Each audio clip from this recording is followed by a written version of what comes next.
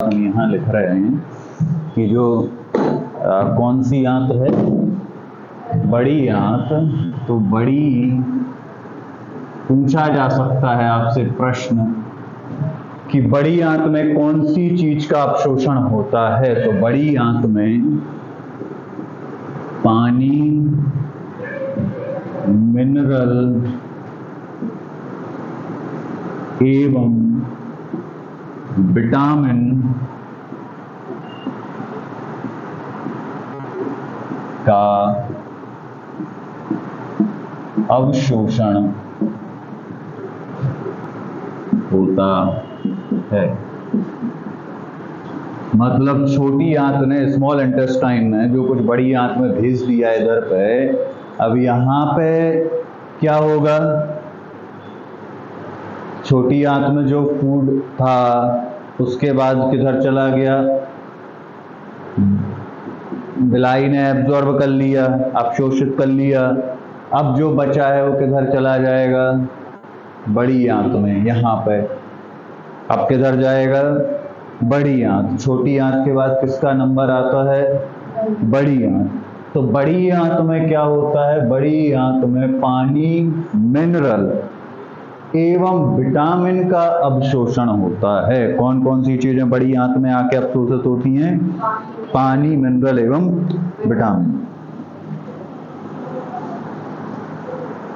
अब कुछ सहायक चीजें हैं। ये तो इस सिस्टम की बड़ी बड़ी बातें हो गई। अब कुछ जो छोटी छोटी मतलब और भी जो महत्वपूर्ण सहायक अंग हैं उनके बारे में लिख लें। अभी एक और लिख लो, आहार नाल। हाँ, आहार नाल में ऐसा लिखना, आहार नाल। आहार नाल टॉपिक नहीं है, ऐसा लिखना, आहार नाल में अंत में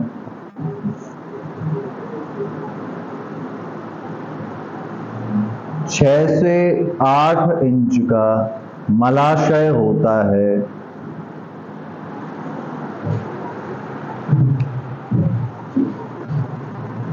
आहार नाल के अंत में 6 से 8 इंच का मलाशय, 6 से 8 इंच का मलाशय होता है, जहां पर मल जमा होता है। यहां पर क्या इकट्ठा होता है? मल।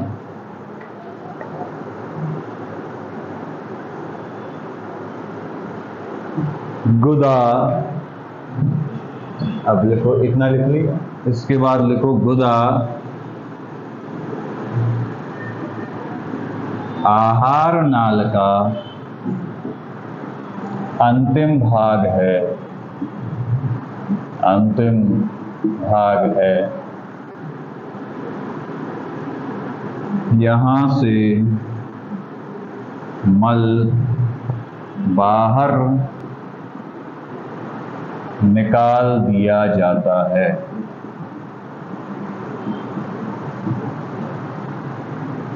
तो ये तो हो गई इसकी मेन इसका सिस्टम। अब कुछ जो आपके सहायक सिस्टम हैं, सहायक कुछ चीजें हैं, जैसे यकृत है, अग्नाशय है, पित्ताशय है, तो इनके बारे में भी आपसे प्रश्न पूछे जाएंगे। इनके बारे में जो इम्पोर्टेंट चीजें हैं वो हम बता देते हैं। अब लिखें यकृत।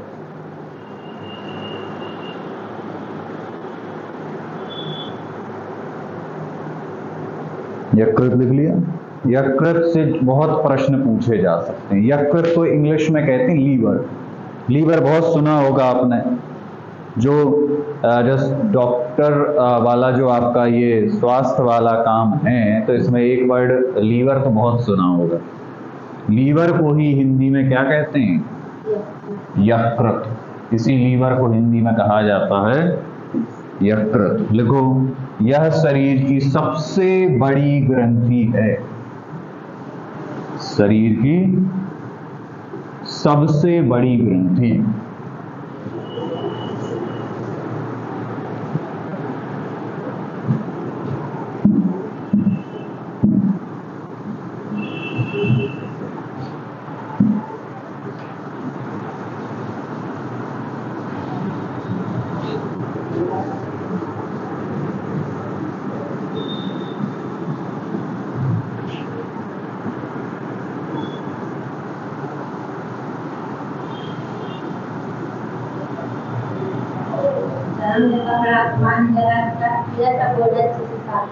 अच्छा, आप नहीं कर दिया था ये? अच्छा, पानी लगा है इसमें तो, है ना? अरे वाह, ये अच्छा आपने बताया तरीका। तो अभी इससे पहले जो साफ था वो आप नहीं कर दिया था।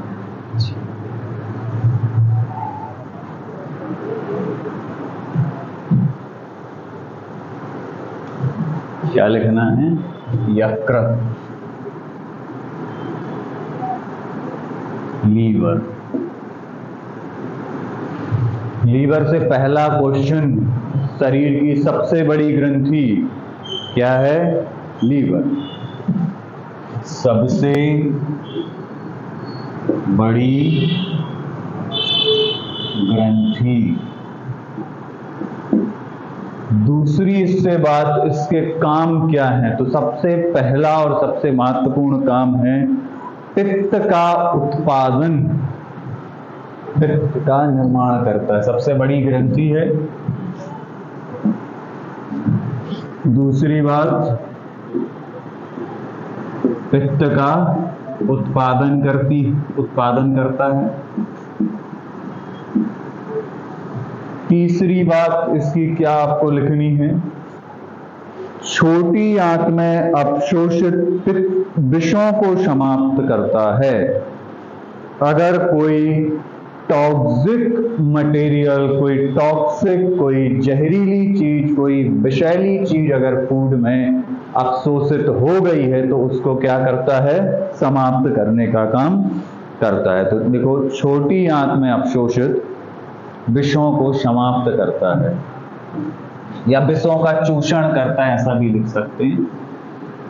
ये दूसरी बात। ये पहली बात, छोटी आंत में अवशोषित विषों को समाप्त करता है। तीसरा इसका इंपॉर्टेंट काम, विटामिनों को जमा करता है। और क्या काम करता है? विटामिन को जमा करता है। ठीक है, विटामिनों को जमा करता, मतलब जितने भी विटामिन फूड में, भोजन में आते हैं, वो सारे विटामिन यहीं आके जमा हो जाते हैं। विटामिनों को जमा करता है। तो यकृत से ये 4 क्वेश्चन पूछे जाएंगे। पहला प्रश्न, सबसे बड़ी ग्रंथि है। दूसरा, पित्त का उत्पादन करता है। तीसरा, छोटी आंत में अवशोषित जो भोजन है, अगर उसमें कोई विषैली चीज आ गई है, कोई टॉक्सिक चीज आ गई है, कोई जहरीली चीज आ गई है, तो उसको भी क्या करता है? समाप्त करता है। तीसरा, जो भोजन में आपके विटामिन होते हैं, विटामिन ए, विटामिन बी, सी, वो सभी कहाँ जमा होते हैं? यकृत में जाके जमा होते हैं। 4 काम यकृत के, लीवर के याद रखने हैं। अगर यकृत के बारे में लिखने आएगा तो ये 4 बातें आपको लिखनी है। और जो आपका वो MCQ होता है, वैकल्पिक प्रश्न, उसमें ये प्रश्न पूछा जा सकता है, एक सबसे बड़ी ग्रंथि कौन सी है? बोलो। लीवर, यकृत। पित्त का उत्पादन कहाँ होता है? लीवर में। छोटी आंत में अवशोषित जो विष हैं उनको समाप्त कौन करता है?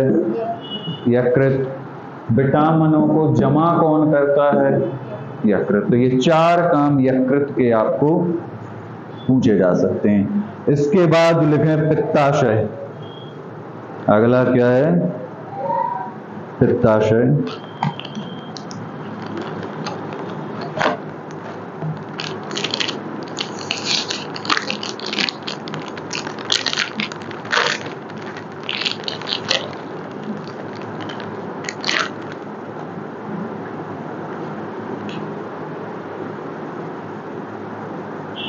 पित्ताशय के बारे में लिखें, यह एक पेशीय थैली है। अगला कौन सा टॉपिक है? अगला क्या है? पित्ताशय।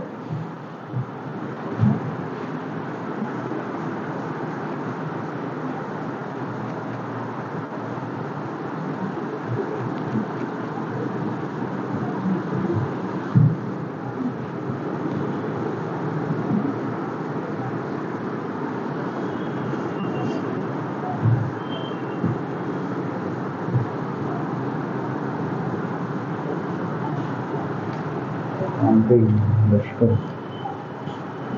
अच्छा नहीं चल रहा है,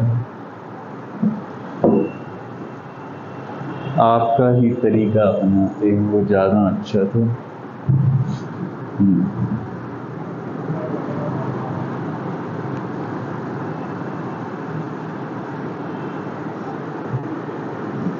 क्या है, रिकॉर्ड भी हो रहा है तो उसमें भी तो दिखे ना, आप लोगों को तो दिख रहा है, रिकॉर्डेड हो रहा है, उसमें भी दिखना चाहिए।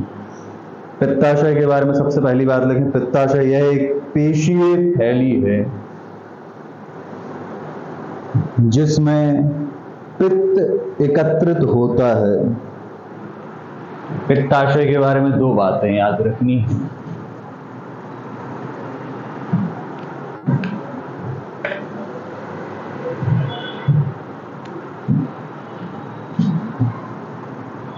पित्ताशय यह एक पेशीय थैली है। पेशीय थैली का मतलब समझ गए? पेशी मतलब मसल, तो ये एक ऐसी थैली टाइप की जो किससे बनी है? मसल्स से मिलकर बनी है। तो यह एक कैसी थैली है? पेशीय थैली है, मसल्स से मिलकर बनने वाला एक थैली टाइप की है। और क्या करती है? पित्त को एकत्रित करती है। अच्छा, बनाता कौन है पित्त? पित्त किसने बनाया था? अब भी तो पढ़ा है, पित्त किसने बनाया? यकृत ने पित्त बनाया, लीवर ने पित्त बनाया, लेकिन एकत्रित कहाँ हुआ? पित्ताशय में। मतलब पित्ताशय जो है वो पित्त बनाता नहीं है। बनाता कौन है? बनाता तो लीवर है, केवल वो पित्त एकत्रित कहाँ होता है जाके? पित्ताशय में। और पित्त वसा के पाचन का कार्य करता है, लिख लो, पित्त वसा के पाचन में सहायक होता है। पित्त वसा के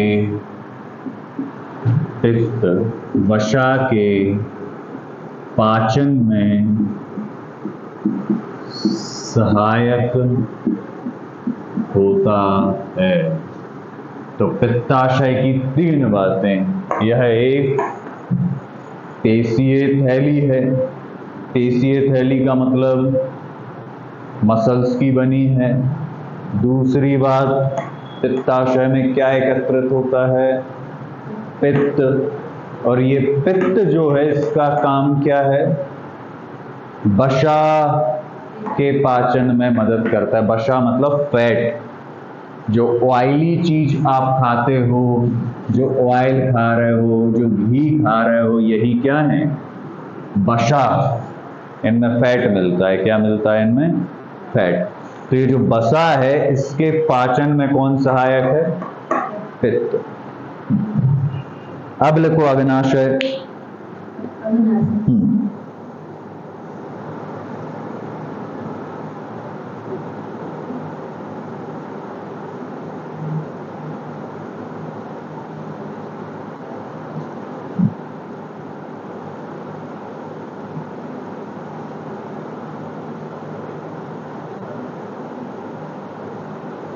यह एक अग्नाशयी रस उत्पन्न करता है।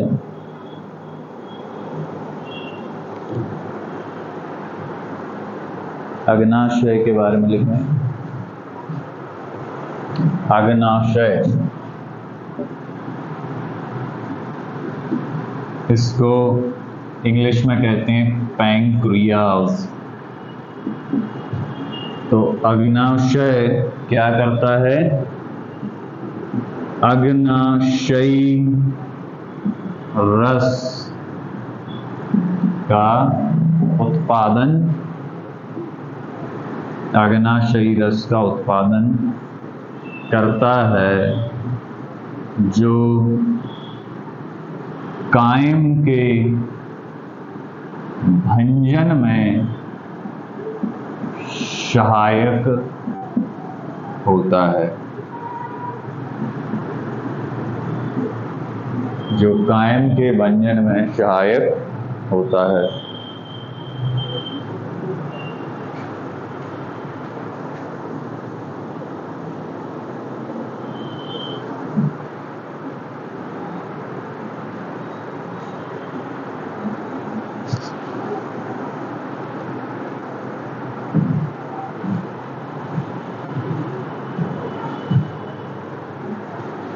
ये इंसुलिन भी उत्पन्न करता है। क्या लिखना है? ये इंसुलिन भी उत्पन्न करता है। जो आपने डायबिटीज वाले पेशेंट होते हैं, उनको इंजेक्शन लगते हैं। कभी कोई डायबिटीज का पेशेंट देखा है आपने? सुना होगा इंजेक्शन लगते हैं किसके?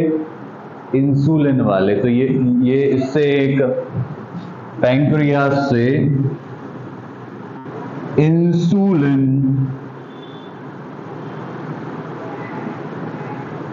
हार्मोन का स्त्राव होता है, निकलता है,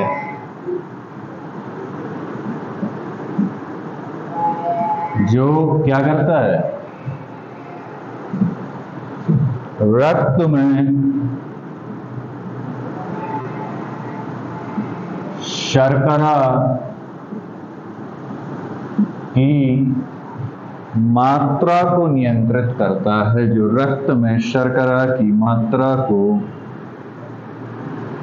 नियंत्रित करता है। ठीक है, तो ये अग्नाशय के बारे में इतनी बातें याद रखनी है कि अग्नाशय एक अग्नाशयी रस निकालता है। अग्नाशय क्या निकालता है? अग्नाशयी रस, इंग्लिश में कहते हैं पैनक्रियाटिक जूस। क्या बोलते हैं इंग्लिश में? Pancreatic juice. तो क्या निकलता है इससे? पैनक्रियाटिक जूस निकलता है, जो कायम के भंजन में सहायक होता है। और अग्नाशय से एक हार्मोन भी निकलता है। उस हार्मोन का क्या नाम है? इंसुलिन, जो रक्त में शर्करा की मात्रा को नियंत्रित करता है। इंसुलिन हार्मोन का क्या काम है?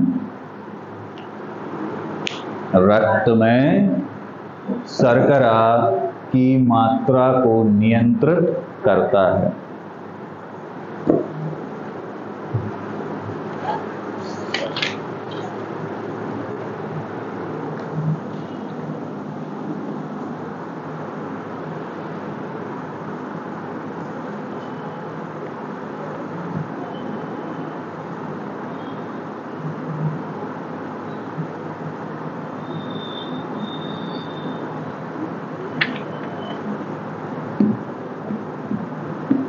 अब आए रक्त परिसंचरण तंत्र।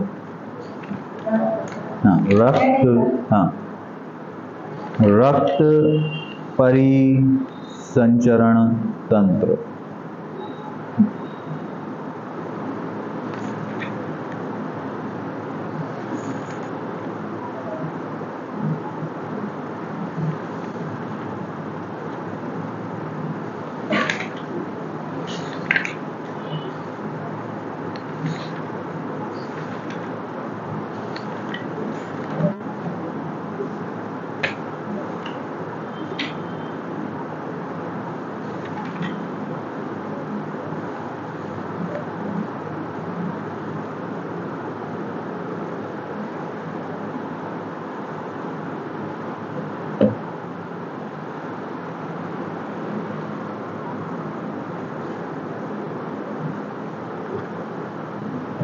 आपने अच्छा तरीका बताया है। सर हम लोग फोन चाइना से लगाते हैं। अच्छा, गुड। आपने पोंछा वाला विज्ञान लगा दिया है कि जब पोंछा गीला करो कुछ, है ना, और इतने अच्छे से साफ हो जाता है, तो ये बोर्ड क्यों नहीं हो सकता? बोर्ड तो और सॉफ्ट है, जमीन तो थोड़ी हार्ड होती है। तो जब हार्ड चीज साफ हो गई तो ये तो हो ही सकती है।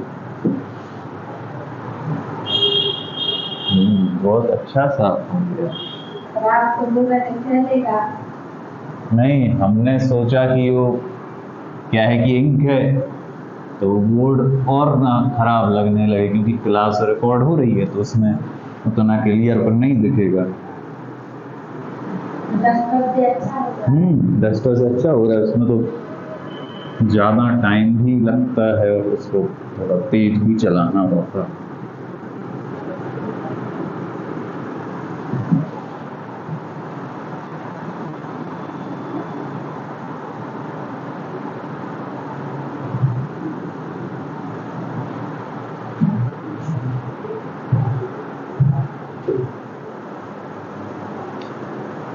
अब थोड़ा सा रक्त के बारे में, ज़्यादा नहीं, थोड़ा थोड़ा सबके बारे में जानना है। रक्त परिसंचरण तंत्र, सर्क्यूलेटरी सिस्टम। रक्त परिसंचरण को इंग्लिश में कहते हैं सर्क्यूलेटरी सिस्टम।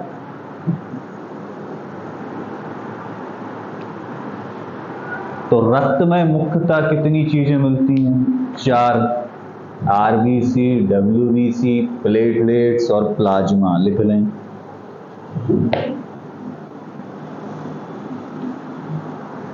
सबसे पहला लिखो प्लाज्मा।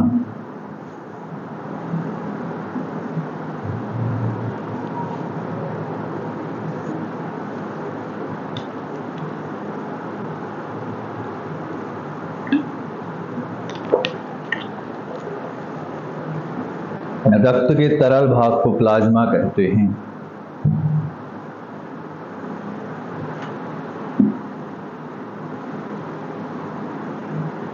रक्त के तरल भाग को प्लाज्मा कहा जाता है।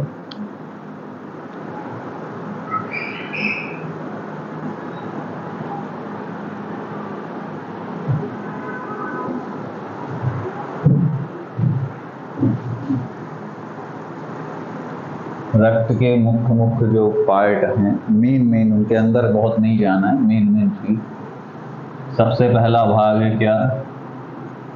प्लाज्मा। प्लाज्मा क्या है? रक्त का तरल भाग। रक्त को तरल बनाने का जो कार्य है वो यही करता है, रक्त का तरल भाग है। रक्त का तरल भाग।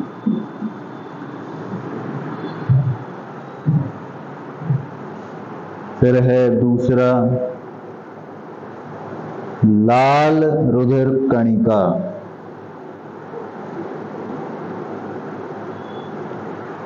तो रक्त का तरल भाग क्या है? प्लाज्मा। दूसरा है लाल रुधिर कणिका।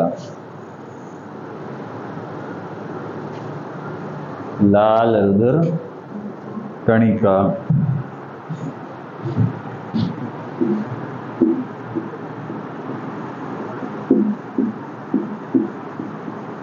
Red blood कॉर्पिकल्स। इनका काम क्या है? जैसे ये प्लाज्मा है, ये तो तरल भाग हो गया, ये क्या है? तो इसका लिख लें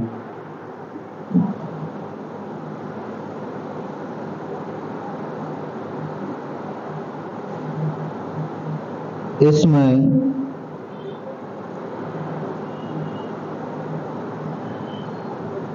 एक लाल रंग का पदार्थ होता है जिसे हीमोग्लोबिन कहते हैं।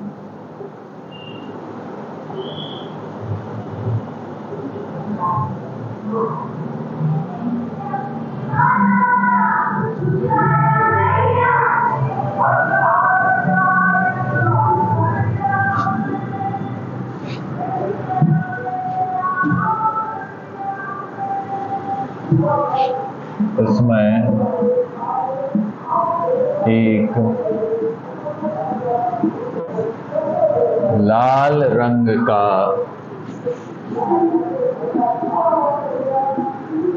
पदार्थ होता है जिसे हीमोग्लोबिन कहते हैं।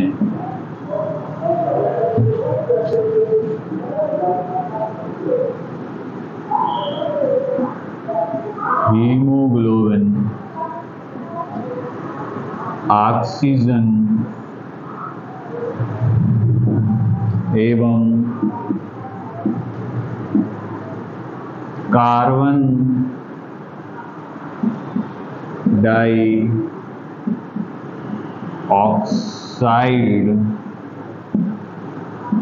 के प्रति सजातीयता रखता है। सजातीयता मतलब एफिनिटी रखता है, इसके प्रति क्या रखता है? सजातीयता।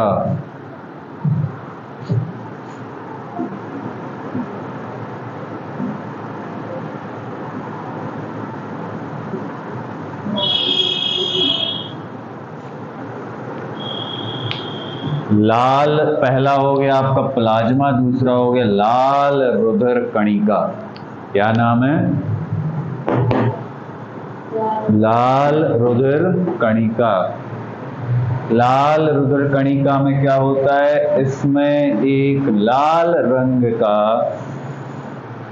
पदार्थ होता है। लाल रुधिर कणिकाओं में क्या होता है? एक लाल रंग का पदार्थ होता है जिसे क्या कहते हैं? हीमोग्लोबिन कहा जाता है। जिसे क्या कहा जाता है? हीमोग्लोबिन कहा जाता है। हीमोग्लोबिन ऑक्सीजन एवं कार्बन डाइऑक्साइड के प्रति सजातीयता रखता है। मतलब ये जो ऑक्सीजन है, जो कार्बन डाइऑक्साइड है, वो इसी हीमोग्लोबिन के कारण पूरी बॉडी में घूमती है। इस हीमोग्लोबिन पे आके ऑक्सीजन, कार्बन डाइऑक्साइड दोनों जब श्वसन तंत्र में हमने पढ़ा था कि जब रक्त एल्वियोलाई कूपिका से होकर गुजरता है तो वहां से अपने आप में क्या मिला लेता है? ऑक्सीजन मिला लेता है। तो ये जब रक्त श्वसन तंत्र में पढ़ा था, रक्त कहाँ से होकर गुजरता है? कूपिका से होकर गुजरता है। तो कूपिका के पास जो ऑक्सीजन है, वो ऑक्सीजन अपने आप में मिला लेता है। तो ऑक्सीजन अपने आप में कैसे मिला लेता है? इस हीमोग्लोबिन के कारण। क्योंकि हीमोग्लोबिन ऑक्सीजन के प्रति क्या रखता है? सजातीयता। मतलब हीमोग्लोबिन ऑक्सीजन के प्रति एफिनिटी रखता है, सजातीयता रखता है। और जैसे ही ये रक्त इस कूपिका से गुजरता है तो जो हीमोग्लोबिन है, रक्त में जो क्या है? हीमोग्लोबिन है, वो अपने आप में क्या मिला लेता है? ऑक्सीजन मिला लेता है। तो इसी हीमोग्लोबिन के कारण ऑक्सीजन और कार्बन डाइऑक्साइड ब्लड में मिक्स होकर, इसी हीमोग्लोबिन के कारण ऑक्सीजन और कार्बन डाइऑक्साइड रक्त में घुलकर पूरे शरीर में पहुंचती है।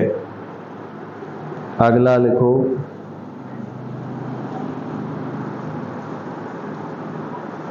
श्वेत रुधिर कणिका।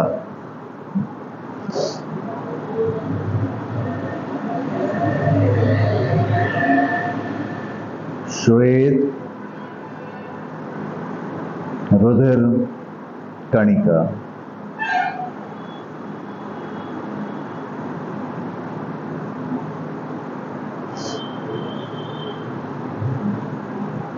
श्वेत रुधिर कणिका लिख लिया। यह हमारे प्रतिरक्षण क्षमता का निर्माण करते हैं। प्रतिरक्षण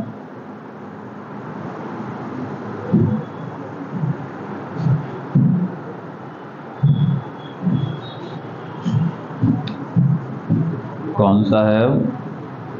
तीसरा हिस्सा श्वेत रुधिर कणिका।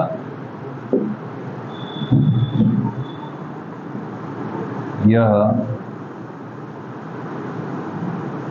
हमारे शरीर के प्रतिरक्षण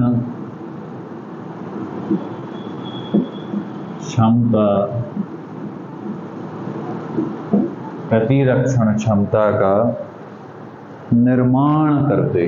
प्रतिरक्षण क्षमता का निर्माण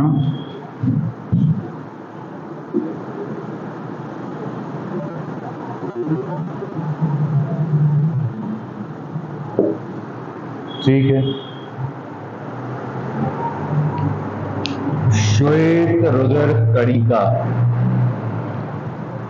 यह हमारे शरीर के प्रतिरक्षण क्षमता का निर्माण करते हैं, मतलब हमें बीमारियों से लड़ने की क्षमता प्रदान करते हैं। ये क्या करते हैं? जैसे ही ब्लड में या शरीर में कोई बैक्टीरिया वायरस जाता है तो यही सब श्वेत रुधिर कणिका क्या करते हैं?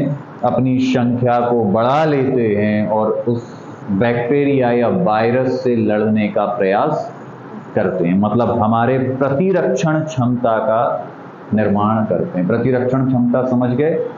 शरीर को बीमारियों से लड़ने के लिए तैयार करते हैं। अगला है प्लेटलेट्स।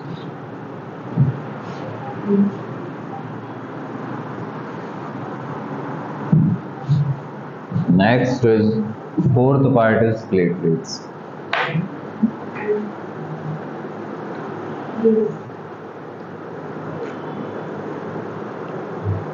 लिख रहे हैं।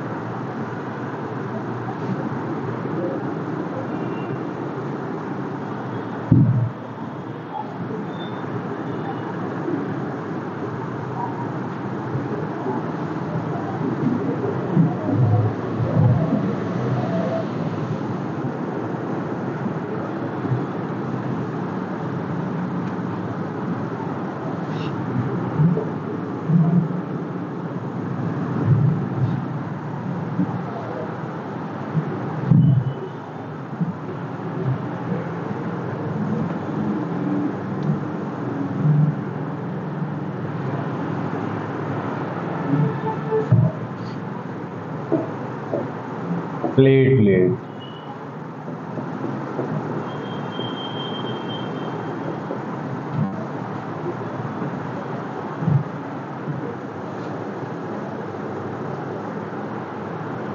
अगला वर्ड क्या है? प्लेटलेट्स क्या काम करते हैं? रक्त का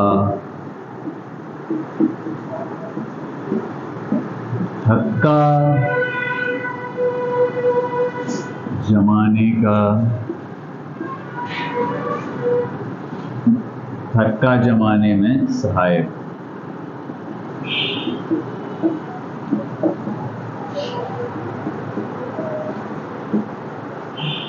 प्लेटलेट्स और विटामिन के, एक विटामिन होता है जिसका नाम है विटामिन के, ये दोनों ही रक्त का थक्का जमाने का काम करते हैं। जब हमें कोई चोट लग जाती है तो कॉन्टिन्यूसली ब्लड ना निकले, लगातार ब्लड ना निकलता रहे लगातार, तो वो क्या करते हैं, रक्त का थक्का जमाने का कार्य करते हैं ताकि कॉन्टिन्यूसली ब्लड फ्लो ना हो। जब ये आपने एक डिसीज डेंगू डिसीज सुनी, उसमें देखा होगा कि ये आता है प्लेटलेट्स बहुत कम हो गई हैं। डेंगू डिसीज का जब रिपोर्ट आता है तो उसमें चेक करते हैं कि ये कितनी हो गई हैं, तो प्लेटलेट्स की संख्या उसमें देखी जाती है। तो प्लेटलेट्स का काम क्या है, रक्त का थक्का जमाने का कार्य ये करती है।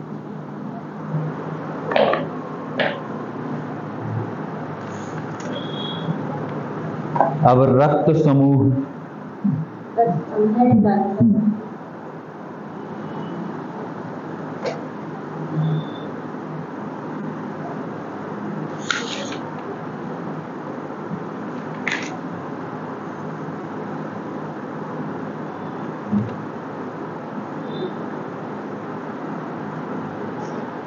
अच्छा एक लाइन और लिख लें कि जो रक्त कोशिकाओं का निर्माण अस्थि मज्जा में होता है और शरीर में लगभग 5 से 6 लीटर रक्त होता है। हाँ, प्लेटलेट्स के जस्ट नीचे लिख लें। ये अलग से एक बात है कि रक्त कोशिकाओं का निर्माण कहाँ होता है, रक्त कोशिकाओं का निर्माण किस जगह होता है, तो अस्थि मज्जा में, अस्थि मज्जा में होता है। रक्त कोशिकाओं का निर्माण अस्थि मज्जा में होता है। रक्त कोशिकाएं कहाँ बनती हैं, अस्थि मज्जा में बनती हैं। दूसरी बात, शरीर में लगभग कितना रक्त होता है,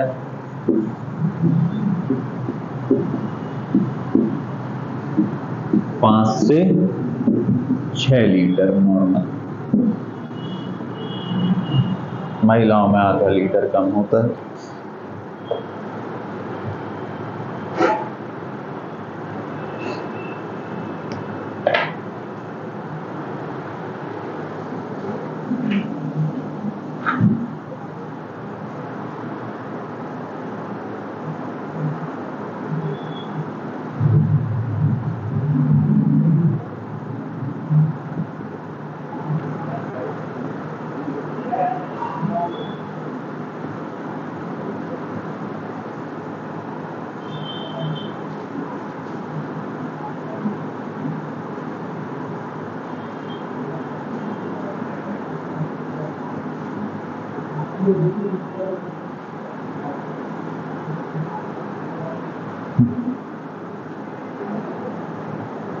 हाय थे कर चले गए, पता नहीं कल चाहिए तो और क्लास लगना है।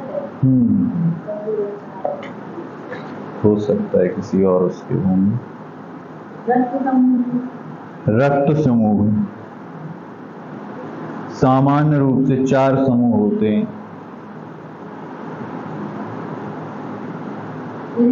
हाँ, सामान्य रूप से 4 समूह होते हैं।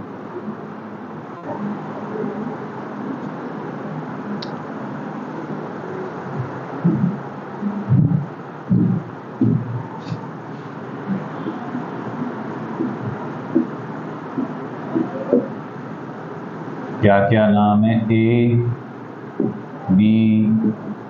ए बी और ओ, 4 रक्त समूह, A blood group, B blood group, A B blood group, O blood group. कितने प्रकार के ब्लड ग्रुप होते हैं? 4 प्रकार के, ए बी और ए, 4 प्रकार के होते हैं।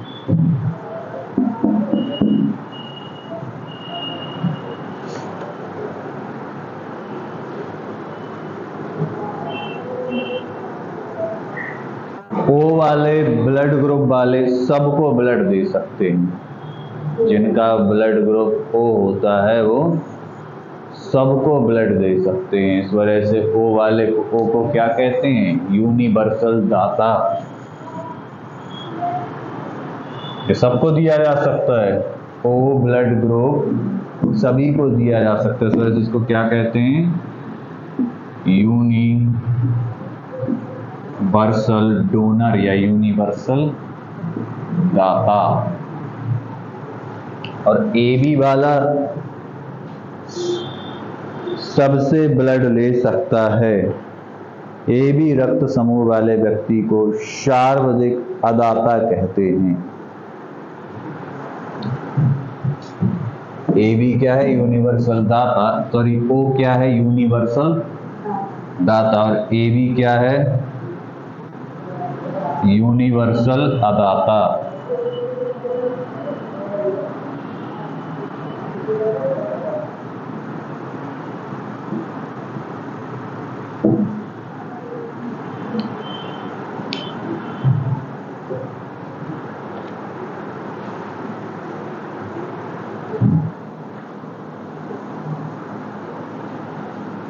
अब लिखें RH तंत्र। इतना इसके बारे में हो गया। अब लिखो RH तंत्र। ना, RH तंत्र।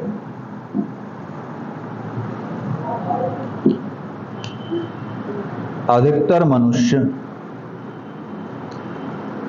RH पॉजिटिव होते हैं।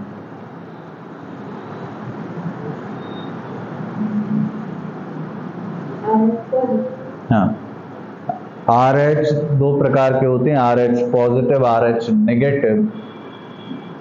तो RH पॉजिटिव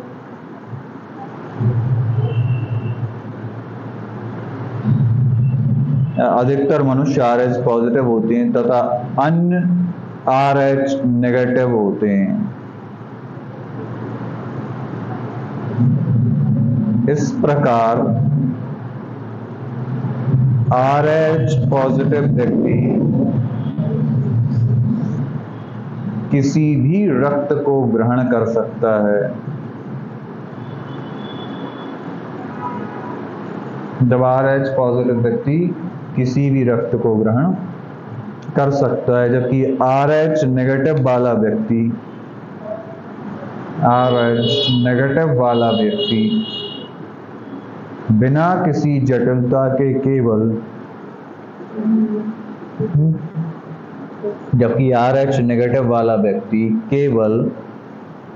बिना किसी जटिलता के केवल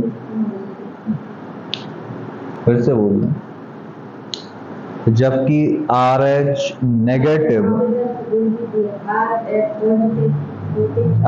पॉजिटिव वाला व्यक्ति किसी भी रक्त को ग्रहण कर सकता है। RH पॉजिटिव वाला व्यक्ति, लिख लिया ये, लिखो RH पॉजिटिव वाला व्यक्ति, हाँ, RH नेगेटिव वाला, जबकि RH नेगेटिव वाला व्यक्ति बिना किसी जटिलता के केवल RH नेगेटिव से ही रक्त प्राप्त कर सकता है। चलो लिख देते हैं, जबकि RH नेगेटिव वाला व्यक्ति बिना किसी जटिलता के केवल RH नेगेटिव वाले व्यक्ति से ही रक्त प्राप्त कर सकता है। लिखो लिखो, जबकि RH नेगेटिव वाला व्यक्ति बिना किसी जटिलता के, देखो RH पॉजिटिव वाला तो लिख लिया आपने, अब RH नेगेटिव वाला, RH ऐसा नेगेटिव का साइन बना लो, माइनस लिख के V लिख लो, RH नेगेटिव भी लिख लिया तो भी कोई दिक्कत नहीं है। RH नेगेटिव वाला व्यक्ति बिना किसी जटिलता के केवल RH नेगेटिव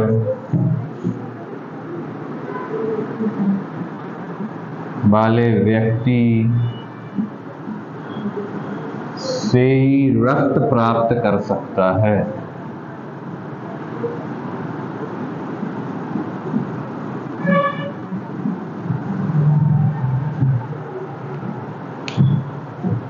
RH नेगेटिव वाला केवल RH नेगेटिव से प्राप्त कर सकता है। पूरा लिख दिया। पॉजिटिव वाले का है कि यह व्यक्ति किसी भी रक्त को ग्रहण कर सकता है, किसी भी रक्त को ग्रहण कर सकता है, केवल इतना लिखना।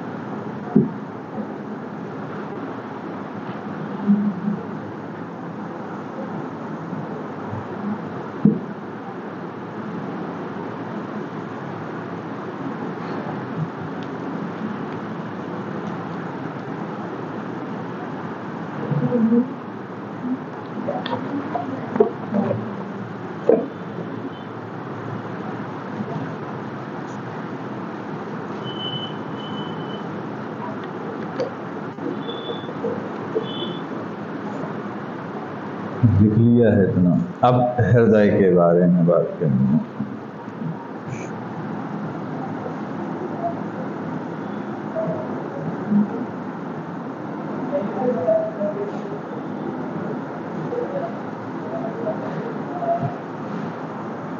अब हृदय में कितने कक्ष होते हैं? कितने? 4 हृदय में।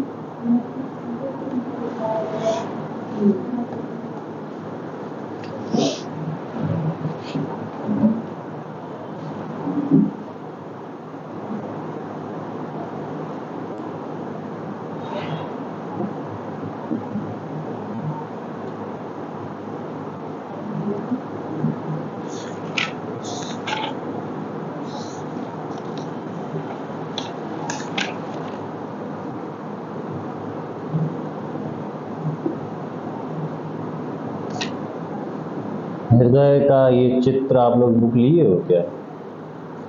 नहीं, क्योंकि वो थोड़ा सा कठिन है, इसमें बन नहीं पाएगा बोर्ड पर।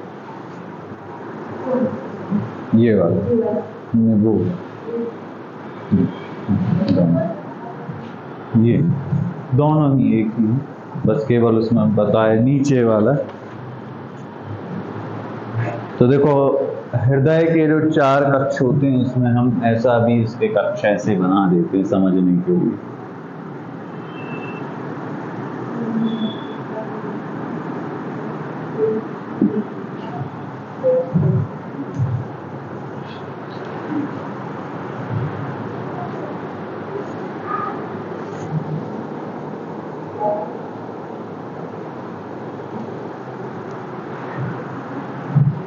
ऐसा बना दिया है कि ये है इसके 4 कक्ष। ठीक है, अभी समझने के लिए बस बनाया, क्योंकि वो तो बहुत कठिन है, वो तो बुक में बना है, बुक से आपको देखना पड़ेगा। ये इस तरफ है बायां आइट्रियम, बायां निलय, बुक में देखो बना है इस तरफ। एक तरफ है बायां आइट्रियम, बायां निलय, ये बना है सब। बायां आइट्रियम है जी,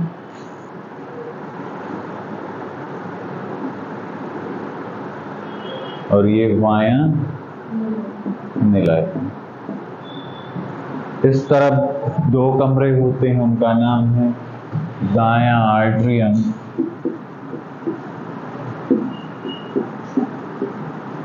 और दायां निलय। ये 4 कक्ष इस तरीके से हार्ट में मौजूद होते हैं।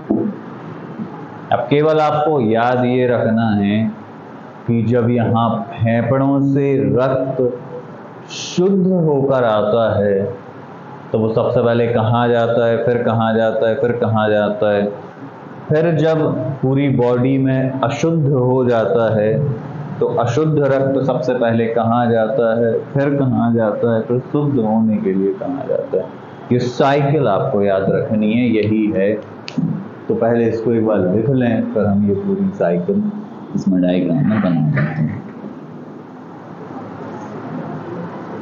यही बना लेना इतना शॉर्ट में समझने के लिए कि ऐसे 4 क्या होते हैं, आपके कक्ष होते हैं।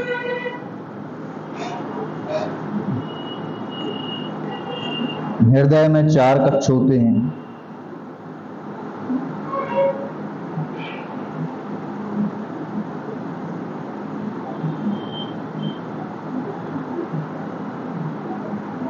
कौन कौन से 4 कक्ष हैं? दायां आर्टरियम, दायां निलय, बायां आर्टरियम, बायां निलय।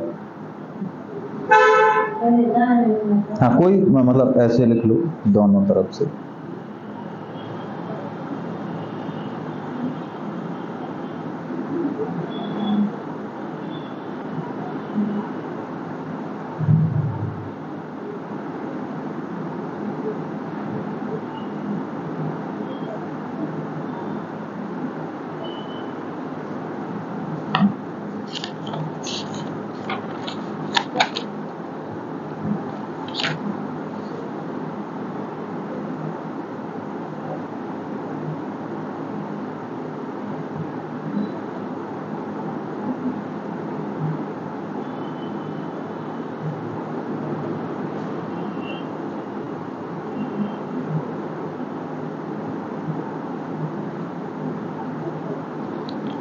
लिख लो, कार्य लिख लो, मतलब पूरा इसका फंक्शन कि ये हृदय कार्य कैसे करता है।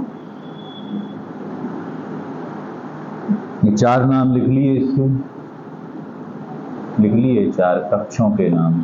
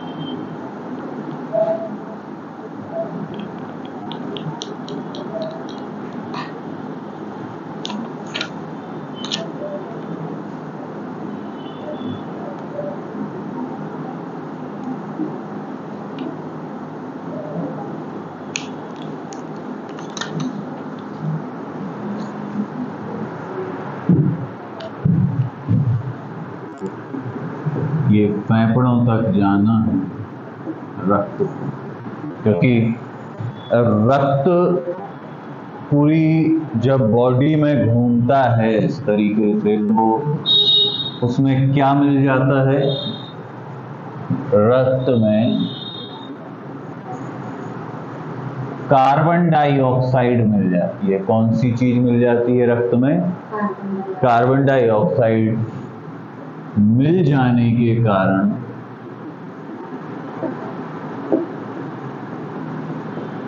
रक्त अशुद्ध हो जाता है।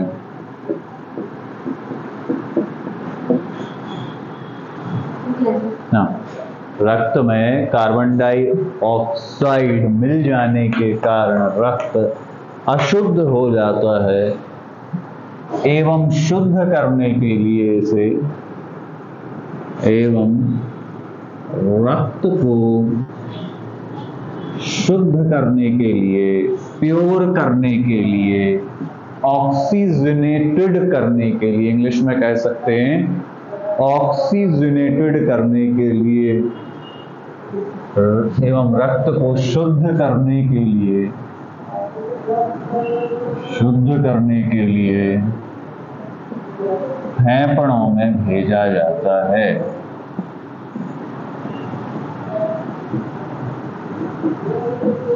और ये कार्य कौन करता है? हृदय। तो हार्ट है, ये हार्ट अशुद्ध रक्त को फेफड़ों तक ले जाता है और फेफड़ों में जब रक्त शुद्ध हो जाता है, उसमें ऑक्सीजन मिल जाती है, फिर से पूरी बॉडी में उसको सर्कुलेट कर देता है।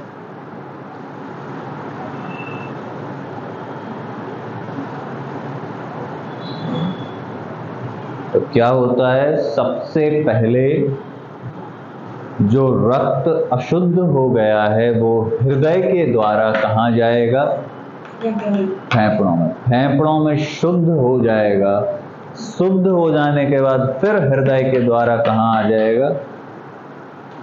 पूरी बॉडी में सर्कुलेट हो जाएगा। मतलब अशुद्ध रक्त को फेफड़ों तक ले जाना और फेफड़ों से शुद्ध रक्त को पूरी बॉडी में सर्कुलेट करना, फैलाना, ये सारा काम किसका है? हृदय का। हृदय का। फेफड़े तो केवल और केवल रक्त को शुद्ध कर रहे हैं। रक्त को शुद्धिकरण के लिए ले जाना और शुद्ध रक्त को, ऑक्सीजनेटेड ब्लड को पूरी बॉडी में फिर से सर्कुलेट करना, ये काम किसका है?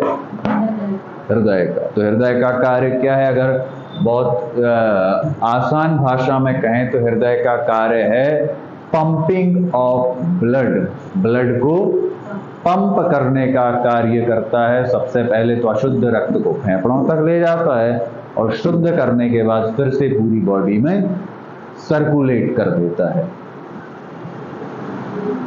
तो ये 4 कक्ष से होके गुजरता है। सबसे पहले जब रक्त शुद्ध हो गया है तो यहां पर आएगा शुद्ध रक्त। सबसे पहले इस वाले कक्ष में आएगा, यहां से यहां आएगा और यहां से पूरी बॉडी में आ जाएगा। ठीक है। सबसे पहले फेफड़ों ने जब रक्त को शुद्ध कर दिया तो कहाँ आया शुद्ध रक्त? इधर इस कक्ष में। फिर उतर के आया इस कक्ष में और इस कक्ष ने पंप करा तो पूरी बॉडी में फैल गया।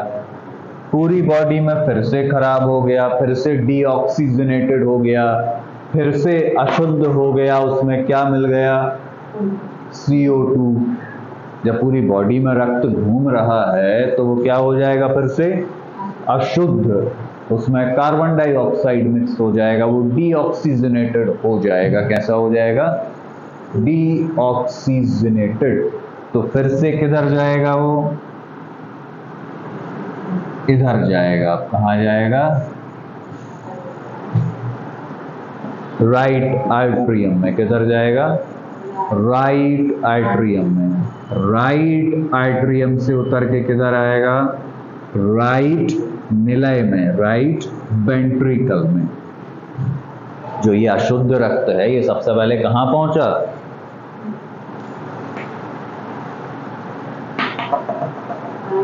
दाएं आइट्रियम में। उसके बाद उतर के कहाँ आया? दाएं निलय में। अब इसके बाद कहाँ जाएगा? फेफड़ों में शुद्ध होने के लिए। तो ये साइकिल है कि अशुद्ध रक्त सबसे पहले इधर जाएगा, फिर इधर जाएगा, फिर कहाँ जाएगा? फेफड़ों में। फेफड़ों में शुद्ध होगा तो कहाँ आएगा? इधर, फिर बायां निलय, उसके बाद फिर बॉडी में मिल जाएगा, फिर अशुद्ध हो जाएगा, फिर यही साइकिल चलेगी और ये साइकिल चलती रहती है। अब इस साइकिल को, ये तो शॉर्ट में हमने बता दिया, थोड़ा सा लिख लें। हृदय का कार्य, हाँ, हृदय का कार्य कैसे कार्य करता है। तो ये इतना आपने लिख लिया था कि हृदय में 4 कक्ष होते हैं। चारों कक्ष के नाम लिख लिए। उसके आगे लिखें ऊर्ध्व महाशिरा तथा अधो महाशिरा। ऊर्ध्व महाशिरा, ऊर्ध्व महाशिरा, ऊर्ध्व महाशिरा तथा अधो महाशिरा। ऊर्ध्व महाशिरा तथा अधो महाशिरा नामक 2 शिराएं होती हैं जिसके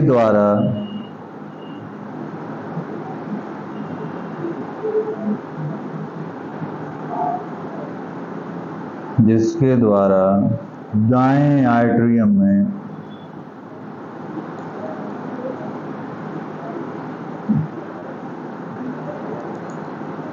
वीनस रक्त प्रवेश करता है। दाएं आइट्रियम में वीनस रक्त प्रवेश करता है।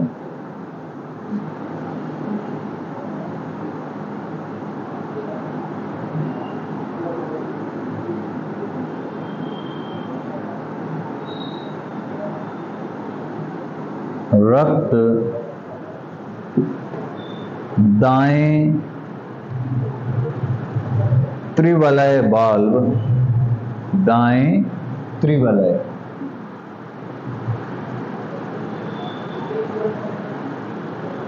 दाएं त्रिवलय वाल्व के माध्यम से दाएं आइट्रियम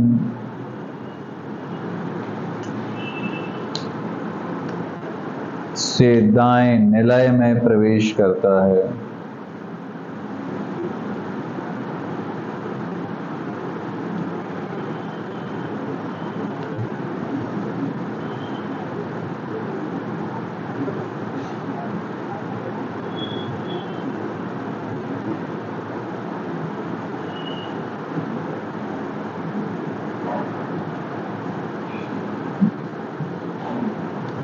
दाएं निलय से रक्त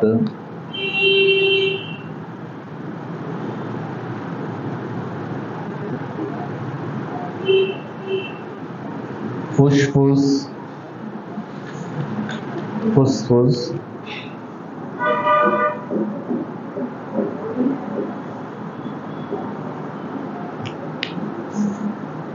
शिराओं के मार्ग द्वारा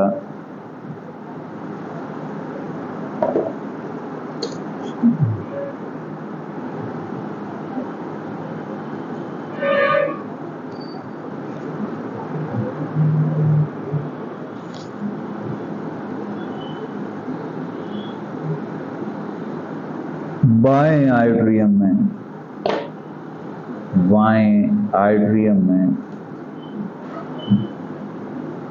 प्रवेश करता है।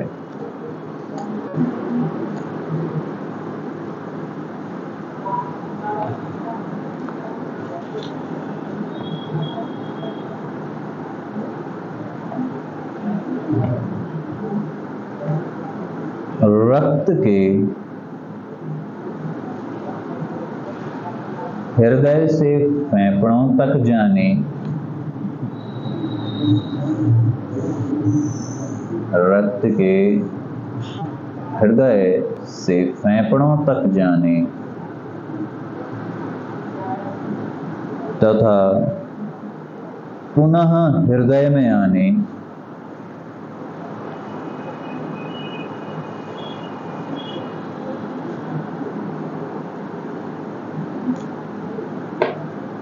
पुनः हृदय में आने की इस यात्रा को फुसफुस परिसंचरण कहते हैं।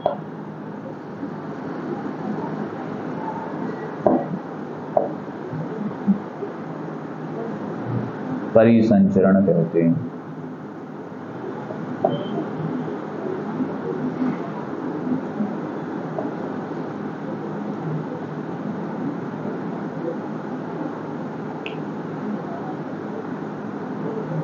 बाएं आर्टरियम से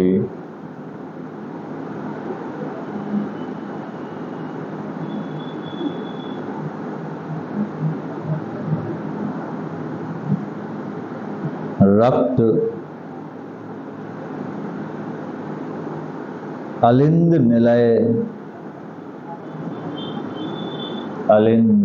निलय वाल्व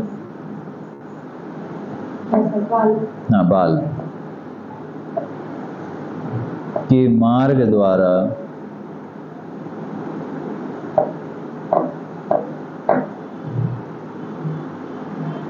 बाएं निलय में प्रवेश करता है।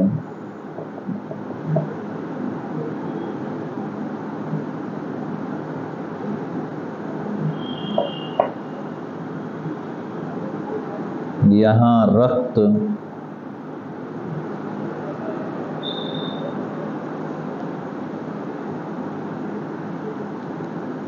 आर्टिक वाल्व के माध्यम से, यहाँ रक्त आर्टिक वाल्व के माध्यम से महाधमनी में प्रवेश करता है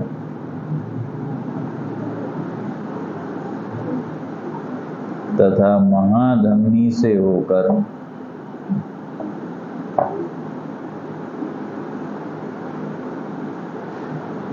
विभिन्न शाखाओं द्वारा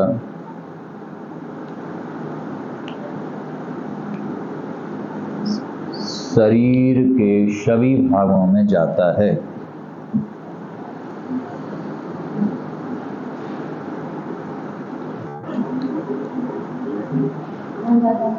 शरीर के सभी भागों में जाता है।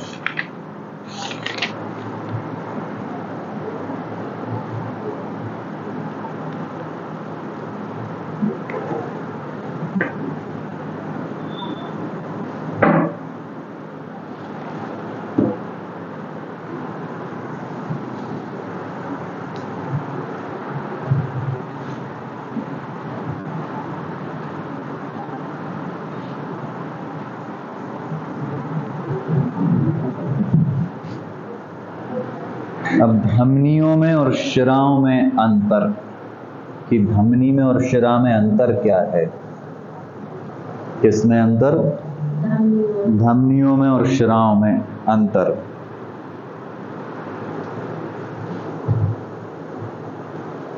जो वर्ड अभी आप उसमें लिख रहे थे उसमें धमनी आया और शिरा आया है, दो शब्द आए हैं ना, धमनी और शिरा। तो ये क्वेश्चन पूछा जा सकता है धमनियों और शिराओं में अंतर लिखें। किसमें?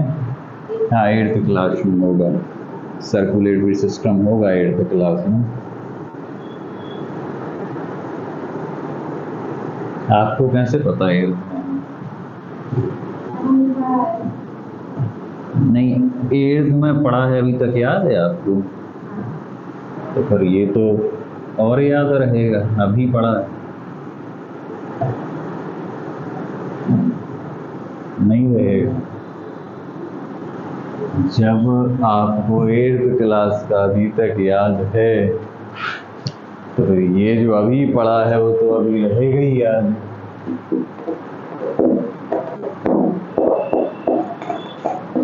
सही कह रहे हैं कि नहीं कह रहे हैं? बोलिए हाँ या ना, रहेगा याद।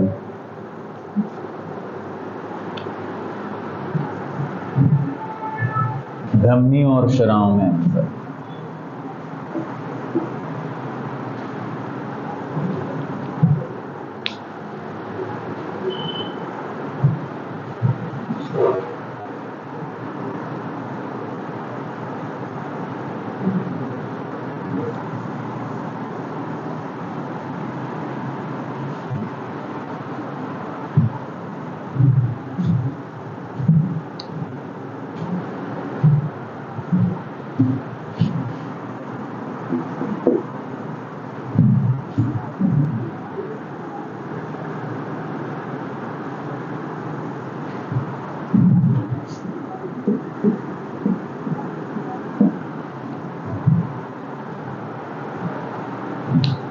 एक तरफ धमनी लिखने, एक तरफ शिरा लिखने।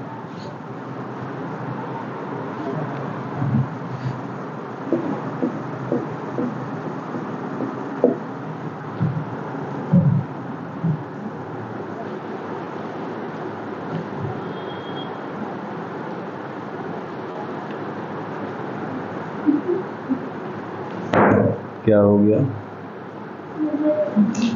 लिखा है ना, तो उसी में से पढ़ लेंगे। और आपके पास तो बुक नहीं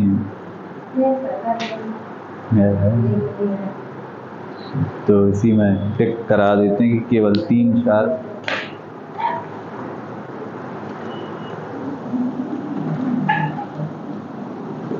समझा देते हैं केवल, ठीक है। बुक में आप लोग देखते जाएंगे, हम केवल एक्सप्लेन कर देते हैं। हाँ ठीक, मतलब लिखना है को याद कर लेना बस केवल। तो पहला धमनी के बारे में अगर बताएं तो क्या होता है, ये फुसफुस धमनियों के अतिरिक्त, किसके अतिरिक्त? फुसफुस धमनियों के अतिरिक्त संपूर्ण शरीर को शुद्ध रक्त प्रभावित करती हैं। ये जो होती हैं ये किसके? फुसफुस धमनियों के अतिरिक्त संपूर्ण शरीर को, हृदय से जो शुद्ध रक्त कहाँ से? हृदय से आया है। ये किसको छोड़ दो? केवल फुसफुस धमनी को। किसको छोड़ दो? फुसफुस धमनियों के अतिरिक्त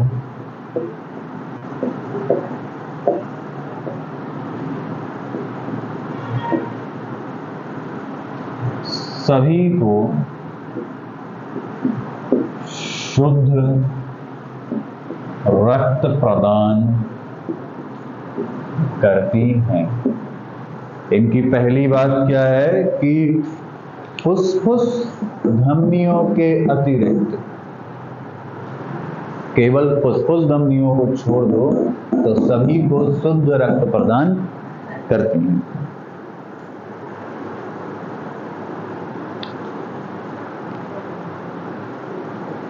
और शिराओं का क्या हो जाएगा? ये फुसफुस धमनियों के अतिरिक्त संपूर्ण शरीर में हृदय से अशुद्ध रक्त प्रभावित करती हैं। फुसफुस धमनियों के अतिरिक्त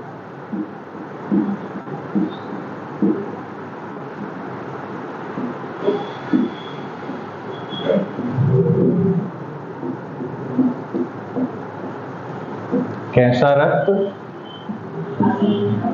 अशुद्ध रक्त। तो धमनियों में क्या है कि फुसफुस धमनियों के अतिरिक्त सभी को शुद्ध रक्त। शिराओं में क्या है? फुसफुस धमनियों के अतिरिक्त अशुद्ध रक्त। धमनियों में शुद्ध रक्त की बात आएगी और शिराओं में अशुद्ध रक्त की बात आएगी। धमनियों में वाल्व नहीं होते। धमनियों में वाल्व नहीं होते। जब आप चित्र देखोगे हार्ट का तो उसमें वाल्व बना है, धमनियों में बाल्ब नहीं होते, जबकि सिराओं में बाल्ब होते हैं। सिराओं में बाल्ब होते, बस इतना और करा दें तो छुट्टी कर देते हैं। तो धमनियों में बाल्ब नहीं हैं, सिराओं में बाल्ब हैं। इसमें मोटी पेशीय परत होती है, मतलब ये मोटी मस्क्यूलर, इसकी जो दीवारें होती हैं, इसकी जो वॉल्स होती हैं वो कैसी हैं, थोड़ी सी मोटी, ठीक। तो मोटी पेशीय परत है इसमें, कैसी है, मोटी पेशीय परत। मतलब इसके जो ये ऐसे होती हैं तो उनकी जो ये दीवारें होती हैं वो कैसी होती हैं, मोटी, थिक। तो मोटी पेशीय परत, इसमें पतली पेशीय परत। कैसी परत है, पतली पेशीय परत। धमनियों में उच्च दबाव होता है और शिराओं में दबाव कम होता है, इसीलिए ये मोटी हैं। ये मोटी क्यों है, कारण यही है कि इनमें दबाव कैसा है, अधिक, बस एक, इनमें दबाव अधिक होता है। इनमें दबाव अधिक है क्योंकि इनको जो है ब्लड को पंप करना है। पंप करना है मतलब बहुत ज्यादा प्रेशर लगाना है। तो ये मोटी हैं और दबाव कैसा है, अधिक। ये पतली हैं, इनमें दबाव कम। उनको बहुत तेज प्रेशर करना पड़ता है क्योंकि ब्लड को पूरी बॉडी में भेजना है। इनको ज्यादा प्रेशर नहीं करना पड़ता है।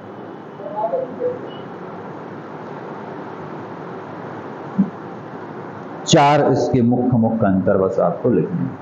एग्जाम में ज्यादा अंतर नहीं लिखना, बस 4 लिख देना। ये इतना।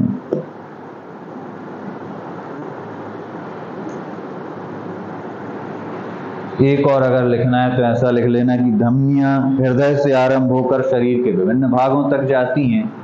ये क्या होती हैं, हृदय से आरंभ होकर क्या शरीर के विभिन्न भागों तक जाती हैं। ये क्या है, हृदय से आरंभ होती हैं और शरीर के पूरे भागों में जाती हैं। और इसका क्या है, ये शरीर से आरंभ होकर हृदय तक जाती हैं। इसका क्या है, शरीर के विभिन्न भागों से आरंभ होकर कहां तक जाती हैं, शरीर के विभिन्न भागों से आरंभ होकर हृदय तक जाते हैं। ये इन शॉर्ट हमने बता दिया है। ये फुफ्फुस धमनियों को छोड़ के शुद्ध रक्त प्रभावित करती हैं। ये फुफ्फुस धमनियों को छोड़ के अशुद्ध रक्त प्रभावित करती हैं। इनमें वाल्व नहीं होते, इनमें वाल्व होते हैं। ये मोटी पेशी से बनी है, मतलब इनकी बॉल थिक होती हैं, थोड़ी मोटी होती हैं, और इनकी बॉल पतली होती है, पतली पेशी से बनी है। इनमें दबाव अधिक है, इनमें दबाव कम है। ये हृदय से आरंभ होकर शरीर तक जाती हैं और ये शरीर से आरंभ होकर हृदय तक जाती हैं, जा सकती हैं।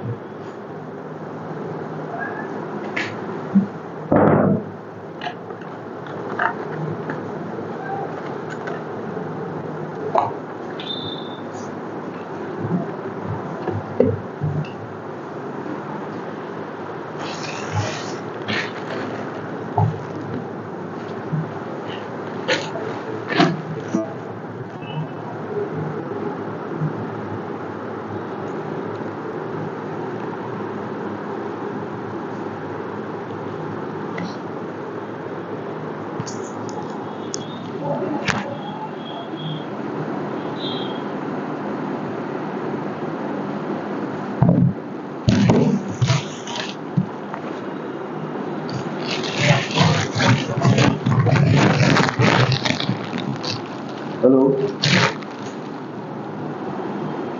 अच्छा अच्छा जी।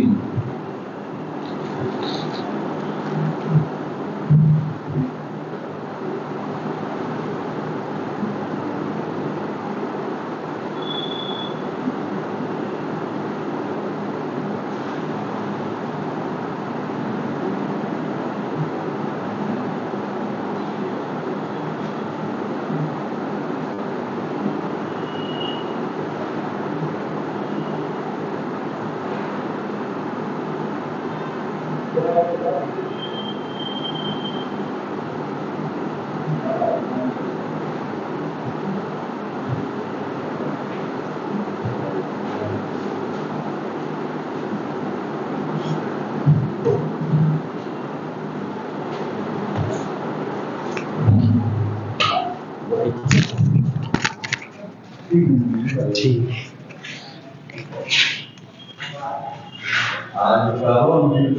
आज पुलिस वाले